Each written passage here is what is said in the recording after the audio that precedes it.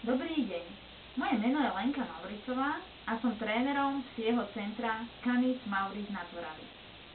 Dnes by sme si povedali niečo o tom, ako docieliť, aby výcvik s našim psíkom čo najlepšie fungoval.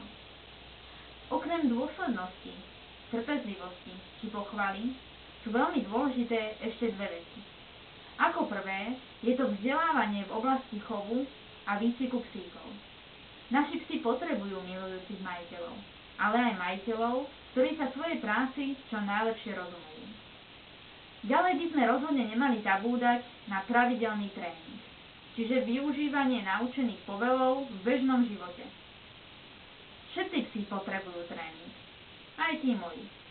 Im pramálo záleží na tom, že som trénerkou. Doma som len majiteľkou svojich psov a prechádzam ich skúšaním ako každý. Preto rozhodne nesmieme zabúdať na vzdelávanie v danej oblasti a využívanie naučených povelov v bežnom živote.